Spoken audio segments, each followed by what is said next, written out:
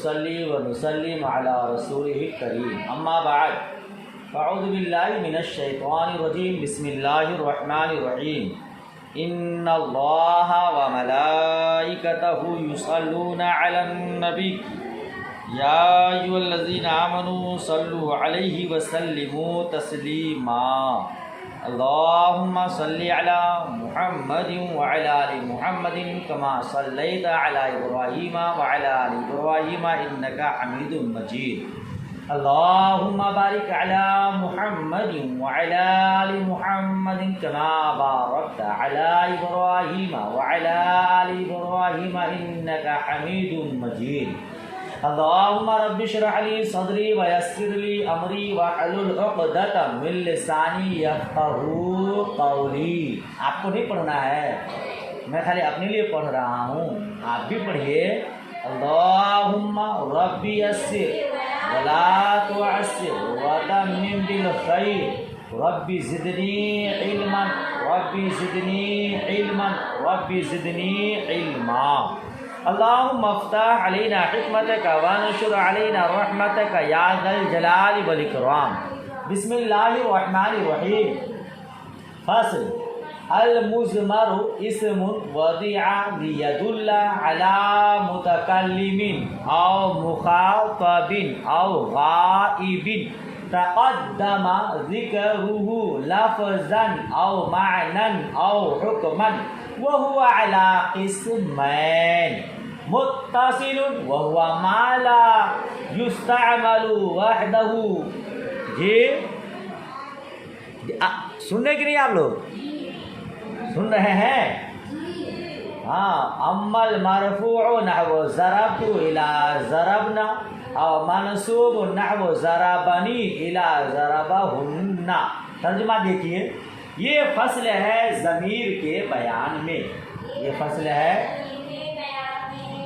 ضمیر وہ اسم ہے جو وضع کیا گیا ہو، جو وضع کیا گیا ہو تاکہ دلالت کرے متکلم یا مخاطب یا غائب پر کہ اس کا ذکر تلفظ یا معنی یا حکم کے اعتبار سے پہلے ہو، اور وہ دو قسموں پر ہے. ٹھیک ہے. یہ فصل کس کے بارے میں ہے؟ اس میں ضمیر کے بارے میں. اس میں ضمیر کس کو کہتے ہیں؟ ضمیر وہ اسم ہے جس کو متکلم یا مخاطب یا غائب پر دلالت کرنے کے لیے وضع کیا گیا ہو، جس کا ذکر لفظاً یا معنیٰ یا حکمان مقدم ہو. یعنی ضمیر جس کی طرف لوٹے اس کا ذکر پہلے ہونا ضروری ہے. کبھی لفظاً ہوگا، کبھی معنیٰ ہوگا، کبھی حکماً ہوگا. ٹھیک ہے نا؟ اچھا، پھر دیکھیے آگے کیا فرماتے ہیں. یہ جو ضمیر کا مرجع جو ہوگا نا وہ کیا ہوگا؟ پہلے ہوگا. اب پہلے لفظاً ہوگا یا معنیٰ. لفظاً کی بھی دو قسمیں ہیں، تحقیقاً یا تقدیراً. تحقیقاً یا، جی آپ کے حاشیہ نمبر 5 پہ موجود ہے، جس کا خلاصہ یہ کہ لفظاً جو ہوگا وہ دو قسم پر ہے، تحقیقاً یا تقدیراً. تحقیقاً جیسے ضرب زید غلامہ، ضرب زید غلامہ، ہو ضمیر کا مرجع زید ہے جی، جس کا ذکر لفظاً اور تحقیقاً حقیقتاً پہلے ہے. آواز آ رہی آپ کو؟ آپ سمجھے اس بات کو؟ کہ ضمیر کا مرجع جو ہوگا وہ پہلے ہوگا، لفظاً ہوگا یا حکماً ہوگا یا معناً ہوگا۔ لفظاً ہو تو اس کی بھی دو صورت، اس کی بھی تحقیقاً ہوگا یا تقدیراً۔ تحقیقاً کی مثال ضربا زید غلامہ، کہ ہو ضمیر کا مرجع زید ہے جس کا ذکر لفظاً تحقیقاً غلام سے ہو ضمیر سے پہلے ہے۔ اور تقدیراً کی مثال ضربا غلامہ زید، ضربا یہ زید جو فاعل ہے وہ تقدیراً مقدم ہے، تقدیراً جی۔ تو اور کیا کہتے ہیں کہ اگر معنن ہو تو اس کی بھی دو صورتیں ہیں، اس کی بھی جی کبھی ضمناً ہوگا اور کبھی التزاماً ہوگا۔ ضمیر کا مرجع پہلے ہوگا معنن تو اس کی بھی دو صورت کہ ضمناً ہوگا یا التزاماً۔ اگر ضمناً ہو، نہیں سمجھے؟ اللہ ضمیر کا مرجع پہلے ہوگا اگر معنن ہے تو اس کی بھی دو صورتیں ہیں، کبھی ضمناً ہوگا اور کبھی التزاماً ہوگا۔ ضمناً کی مثال اللہ تبارک و تعالیٰ کا قول ہے اعدلوا هو اقرب للتقوی، اعدلوا، اسی حاشیہ 5 میں مثال موجود ہے بہن، حاشیہ 5 میں مثال ہے، دیکھیے نا، اعدلوا هو اقرب للتقوی، اعدلوا ہوا جی، ہوا کا جو مرجع ہے وہ اعدلوا میں عدل ہے، اعدلوا میں یہ اعدلوا فعل امر ہے نا، تو امر میں مصدر پایا جائے گا نا، اعدلوا کا مصدر عدل ہے جو اعدلوا کے اندر موجود ہے، جس کو ہوا ضمیر کیا ہے شامل ہے۔ سمجھ شریف میں بات آئی؟ یہ مثال ہو گئی تقدیراً تضمناً کی، ضمناً کی۔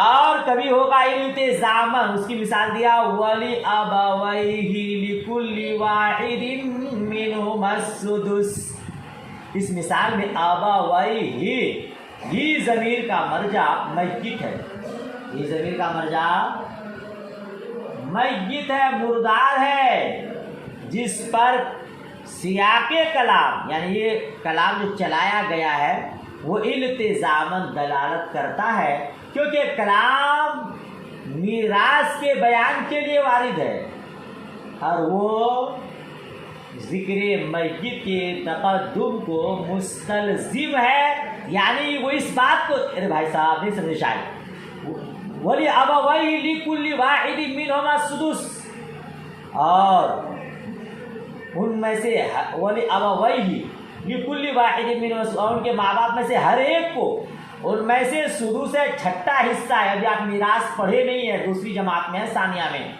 ثالثہ میں، ابھی آپ میراث سراجی نہیں پڑھے ہیں، اس میں آپ مسئلہ پڑھیں گے کہ کیا حصہ ہے، اگر مر جاتا ہے تو باپ کو سدس ملے گا، چھٹا حصہ۔ تو یہ میت کے میراث کے لیے اس آیت کو بیان کیا ہے، میراث کے کو بیان کرنے کے لیے۔ اس سے پہلے میت کا ذکر ہونا ضروری ہے، تو لازمی طور پر التزاماً یہ معنی سمجھ میں آیا کہ میت کا ذکر ہوا ہے۔ ٹھیک ہے، چلیے بھائی صاحب آگے بڑھتے ہیں۔ تو یہ تقدیراً اگر ہو تو وہ بھی کبھی ضمناً ہوتا ہے اور کبھی التزاماً ہوتا ہے۔ اس کی دو مثالیں آپ کے حاشیہ نمبر 5 پر آپ نے دیکھا، لفظاً ہو تو اس کی مثال بھی آپ نے دیکھا، اور تقدیراً ہو تو اس کی بھی مثال آپ نے دیکھا۔ اور آگے دیکھیے، وہ اعلیٰ قسمین، اور وہ دو قسموں پر، اور وہ دو قسموں پر ہے، متصل اور منفصل۔ آپ اس سے پہلے ضمائر متصل اور ضمائر منفصل पढ़ चुके हैं। वो वाला किस्म है मुत्तसिल, वहुवा मा ला युस्तअमल वहदहू। और मुत्तसिल किसको कहते हैं? जो तन्हा इस्तेमाल ना किया जाए। ज़मीर मुत्तसिल को तन्हा इस्तेमाल नहीं किया जाता है। और कहते हैं वो ज़मीर मुत्तसिल मरफू होगी या मंसूब, पढ़े ना आप लोग, या मजरूर। यानी ज़मीर मुत्तसिल की भी 3 किस्में हैं, मरफू, मंसूब, मजरूर। मुत्तसिल तो इसकी तारीफ आप पढ़े, जिसको तन्हा इस्तेमाल ना किया जाए। इम्मा मरफूअन, या तो मरफू होगी, जैसे ज़रबतु इला ज़रबना। अच्छा, ज़रब तो में दोनों इबारत है, ज़म्मा भी है और ज़बर भी है, फतह भी है। तो ज़रबना है, ज़रब तो ज़ुरिब तो है ना, ज़रबना ज़ुरिबना, यानी मारूफ मजहूल दोनों। मैंने सुतुर लिखा है नीचे, बस एक है मारूफ व मजहूल।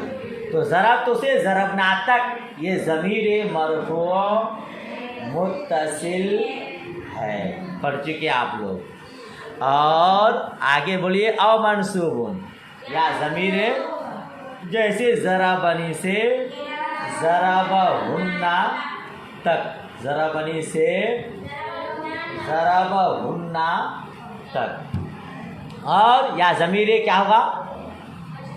व इन्ननी इला इन्नहुन्ना, ज़राबनी से ज़राबहुन्ना तक और इन्ननी से इन्नहुन्ना तक। या मजरूर होगी, जैसे गुलामी से गुलामे हिन्ना तक और लहुन्ना तक, लहुन्ना तक। ये ज़मीर मुत्तसिल है। वह मुनफसिल, और मुनफसिल वह हुआ मा युस्तअमल वहदहू,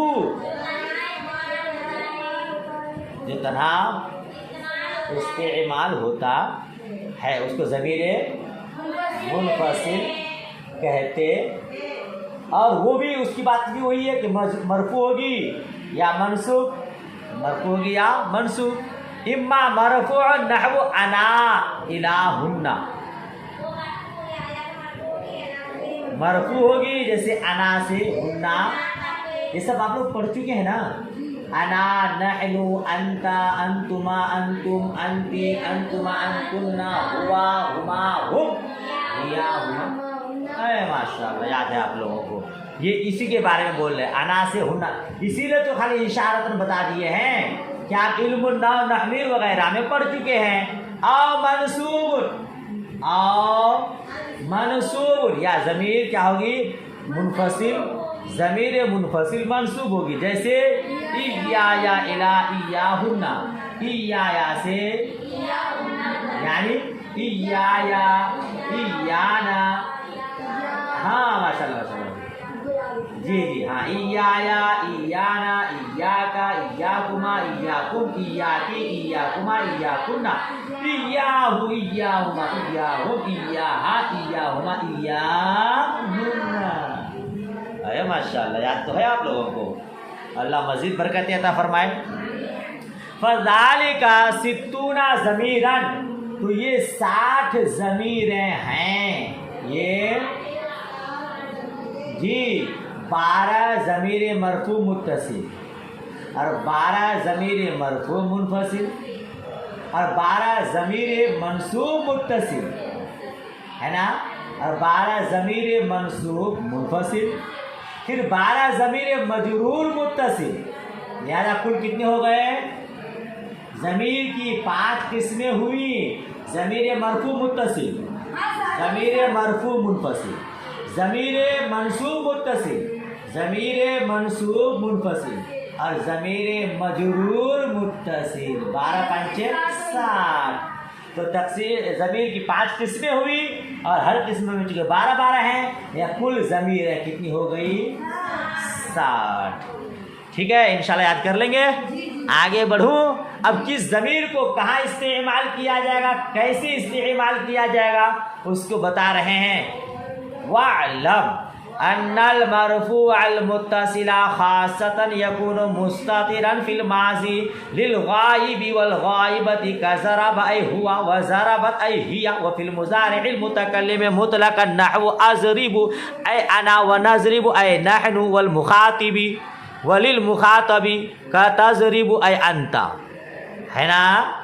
سن لو، جان لو، آپ اچھی طرح سے جان لیجئے. بے شک مرفوع متصل، مرفوع خاص طور پر مستتر ہوتی ہے، ہاں چھپی ہوئی، پوشیدہ. ماضی میں مذکر غائب اور مؤنث غائب کے لیے، ماضی میں للغائب والغائبت ہے نا، تو للغائب کا مطلب مذکر غائب، غائبت مؤنث غائب. جیسے ضربہ میں ضربہ اے ہوا، یعنی ضربہ میں ہوا ضمیر پوشیدہ، اس کا ضمیر مستتر. اور ضربت میں ہیا، یعنی ضربت میں ہیا ضمیر پوشیدہ، ہاں جس کو آپ بولتے ہیں پوشیدہ فاعل، اسی کو ضمیر مستتر بولتے ہیں، ہے نا بھائی صاحب. وفی المضارع المتکلم، اور مضارع متکلم میں، اور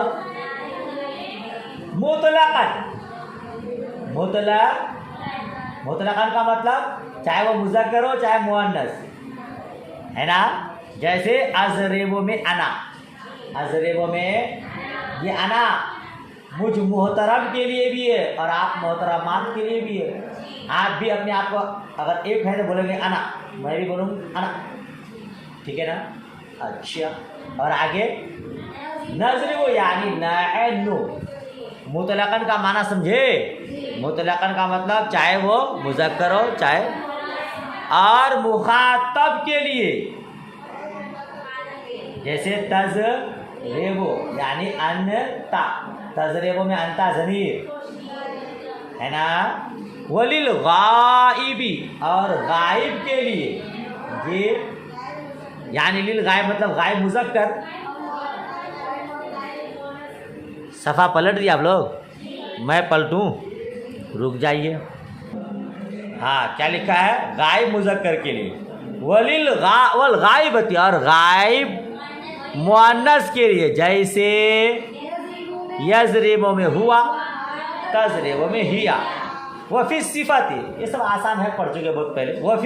وفی صفت، اور صفت میں، اور صفت سے مراد آنی اسم الفاعل والمفعول وغیرہما مطلقاً، میں مراد لیتا ہوں اس میں فاعل اور اس میں مفعول، اور ان دونوں کے علاوہ، ان دونوں کے علاوہ بین السطور دیکھیے نیچے، صفت مشبہ، افعل التفضیل، اس میں تفضیل، یعنی اس میں فاعل، اس میں مفعول، صفت مشبہ، اور اس میں تفضیل میں مطلقاً کیا ہوتا ہے؟ ضمیر پوشیدہ ہوتا ہے.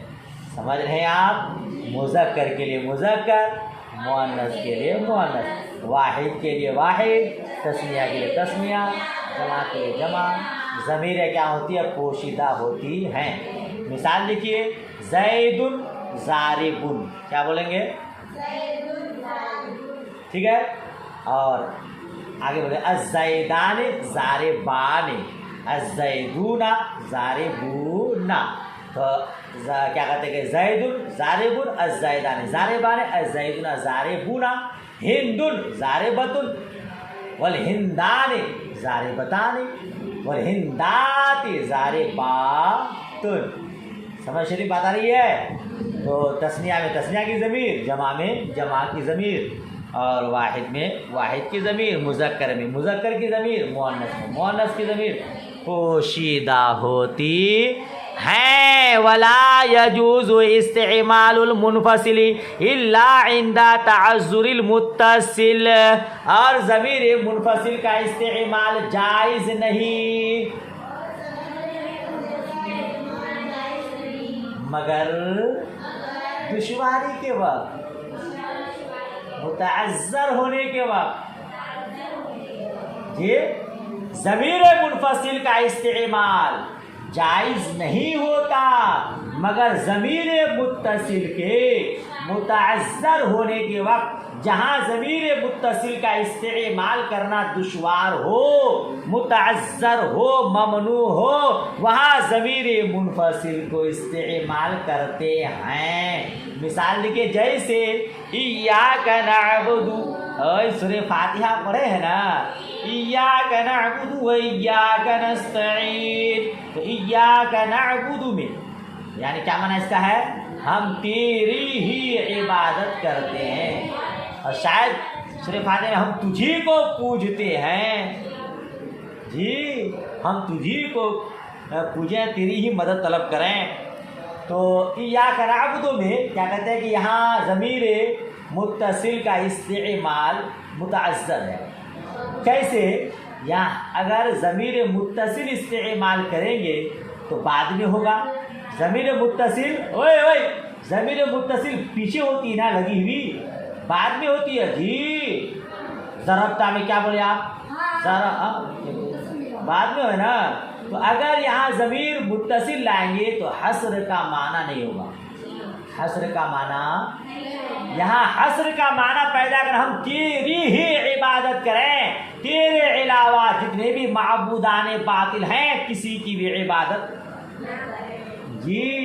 تو حصر کو بیان کرنے کے لیے ضمیر منفصل کو لانا، سمجھ شریف میں بات آئی جی۔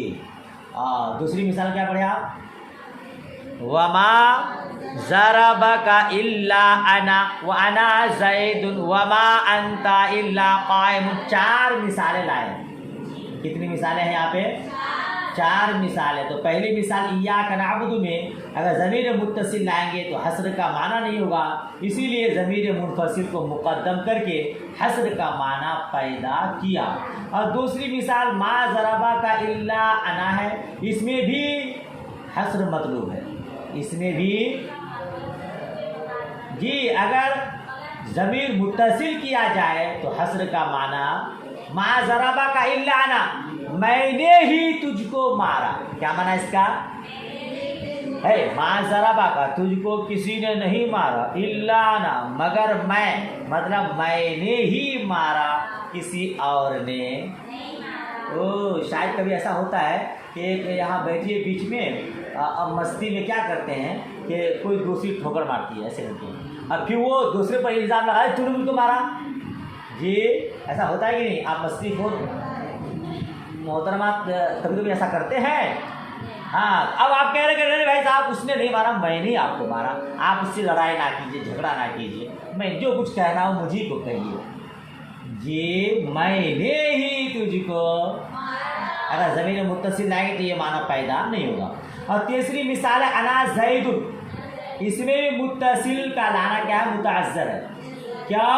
کیونکہ عامل حرف معنوی سے اتصال اس صورت میں ممنوع ہے، یہ انا زید ہے نا، اس میں متصل کیوں متعذر ہے؟ اسی لیے کہ عامل حرف معنوی سے اتصال اس صورت میں ممنوع ہے۔ بھائی انا زید میں انا مبتدا، زید انا زید، ہاں میں زید ہوں، ایک خبر دینا ہے۔ تو اگر یہاں بھی ضمیر، آپ جانتے کہ مبتدا خبر میں عامل معنوی ہوتا ہے، کیا ہوتا ہے؟ ہاں، تو اس صورت میں اگر ضمیر لائیں گے تو عامل معنوی نہیں ہو پائے گا۔ اور چوتھی مثال ما انت الا قائما، اس میں ضمیر متصل کیوں متعذر ہے؟ اس لیے کہ عامل حرف ہے اور ضمیر مرفوع ہے، اور ضمیر مرفوع کا حرف کے ساتھ متصل ہونا دشوار ہے۔ سمجھ شریف بات آئی؟ ضمیر مرفوع ہے اور ضمیر مرفوع کا حرف کے ساتھ متصل ہونا دشوار ہے، لہذا جہاں جہاں ضمیر متصل متعذر ہو وہاں ضمیر منفصل لائی جاتی ہے، اور جب تک ضمیر مرفوع کیا کہتے ہیں متصل متعذر نہ ہو ضمیر منفصل نہیں لائی جاتی۔ سمجھ شریف بات آ رہی ہے؟ اور تھوڑا اور پڑھا دیتے تو سبق مکمل ہو جائے گا۔ وَاعْلَمْ أَنَّ لَهُمْ ضَمِيرًا يَقَعُ قَبْلَ جُمْلَةٍ، تفسره ويسمى ضمیر الشان فی المذکر وضمیر القصۃ فی المؤنث۔ جان لو بے شک نحوی حضرات کے لیے، نحویوں کے نزدیک ایسی ضمیر ہے جو ایسے جملہ سے پہلے واقع ہوتی ہے جو جملہ کے اس ضمیر کی تفسیر کرتا ہے۔ پھر سنیں ترجمہ، وَعْلَمْ جان لو، آپ جان لیجئے، نحویوں کے نزدیک ایک ایسی ضمیر ہے جو ایسے جملہ سے پہلے واقع ہوتی ہے جو جملہ کے اس ضمیر کی تفسیر کرتا ہے، اور اس ضمیر کا نام رکھا جاتا ہے مذکر میں ضمیر شان اور مؤنث میں ضمیر قصہ۔ ضمیر ترجمہ ہوا؟ یہ سبق کیونکہ آپ کے لیے نیا ہے اس لیے اس کو تھوڑا اچھے سے پڑھانا ہوگا۔ مذکر ایک ضمیر ہوتی ہے جملہ سے پہلے، جملہ اس ضمیر کی تفسیر کرتا ہے، تو اگر مذکر میں وہ ضمیر ہے مذکر کی تو اس کا نام رکھا جاتا ہے ضمیر شان، اور مؤنث میں ہو تو ضمیر قصہ۔ جیسے قل هو اللہ احد، آپ کہہ دیجئے قل هو اللہ احد سورہ اخلاص میں آپ کہہ دیجئے شان یہ ہے کہ اللہ ایک ہے، شان یہ ہے کہ تو اس ہوا ضمیر کو کیا کریں گے ضمیر شان۔ اور جیسے انہا زینب قائمۃ، جی انہا زینب قائمۃ، بے شک زینب کھڑی ہے نا، یعنی بے شک قصہ یہ ہے کہ زینب کھڑی ہونے والی ہے، تو اس میں جو ضمیر ہے ہاں وہ ضمیر قصہ ہے۔ زینب و قائمۃ اس جملہ جو ہے اس ضمیر کا قصہ بیان کر رہی ہے، اس کی تفسیر کر رہی ہے، سمجھ نہیں بات آ رہی ہے۔ اور ضمیر مرفوع منفصل کا صیغہ مبتدا و خبر کے درمیان داخل کیا جاتا ہے۔ ضمیر منفصل کا صیغہ مبتدا اور خبر کے درمیان جو کہ وہ مبتدا کے مطابق ہوتا ہے، جبکہ خبر معرفہ یا افعل من کذا ہو، جبکہ خبر معرفہ یا افعل من کذا ہو، اور نام رکھا جاتا ہے اس ضمیر کا فصل، کیونکہ وہ خبر وہ صفت کے درمیان فصل کرتا ہے، جیسے زید هو القائم، یعنی زید ہی کھڑا ہونے والا ہے، اور کانا زید ہوا افضل من عمرن، جی عمرن ہے نا، وہ عمر نہیں ہے ورنہ تنوین نہیں آتی، کیا معنی ہوا اس کا؟ ہاں زید ہی عمر سے فضیلت والا تھا، کانا ہے نا تھا۔ اور اللہ تعالیٰ نے فرمایا، اللہ تعالیٰ نے کنت انت الرقیب علیہم، کنت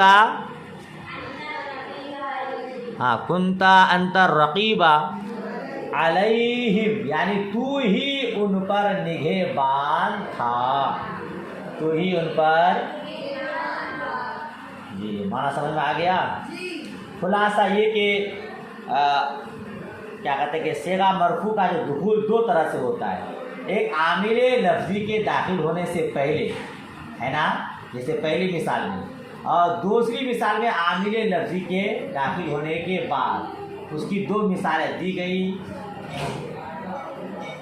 پوری بات سمجھ شریف میں آ گئی۔ ایک ضمیر ہوتی ہے جملہ سے پہلے جو جملہ کو ضمیر کی تفسیر کرتا ہے، اگر مذکر کی ضمیر ہے تو ضمیر شان، جیسے قل هو اللہ احد، ہوا ضمیر ہے، اللہ احد جملہ ہے، اور اس سے پہلے وہ ضمیر ہے اور یہ جملہ اس کی تفسیر کرتا ہے، یہ ضمیر شان ہے نا بھائی صاحب؟ اور انہا زینب و قائمۃ میں ہاں ضمیر قصہ کے لیے ہے، زینب و قائمۃ یہ جملہ ہے جو اس ضمیر کی وضاحت اور اس کا قصہ اور اس کی کہانی بیان کرتا ہے۔ امید کرتا ہوں پوری بات سمجھ میں آ گئی ہے نا؟ کنتا انت رقیب علیہم میں کیا معنی ہوا؟ انتا ضمیر فصل ہے، مبتدا خبر کے درمیان ہے نا، یہ فصل بیان کرنے کے لیے آتی ہے۔ چلیے ماشاءاللہ آپ کی مہربانی سے سبق مکمل ہو گیا۔ دعا کو ہوں اللہ پاک آسان فرمائے اور آپ کو اللہ پاک مزید برکتی عطا فرمائے، اعلیٰ ترین کا ذہن عطا فرمائے، قوت حافظہ میں اضافہ فرمائے۔ آپ سے گزارش آپ دعا کر دیں، جو بھی ہمارے برادران اسلام طلباء اعظام یا طالبات علوم نبویہ پیغام عظمت رضا میں اس سبق کو پڑھ رہے ہیں، اللہ پاک انہیں خوب خوب برکتی عطا فرمائے اور دونوں جہاں کی کامیابیاں وہ کامرانی عطا فرمائے۔ آمین ثم آمین۔ اللہ پاک آپ لوگوں کے صدقے مجھے بھی یہ ساری نعمتیں عطا فرمائے۔ آمین ثم آمین۔ بجائے سید الانبیاء والمرسلین۔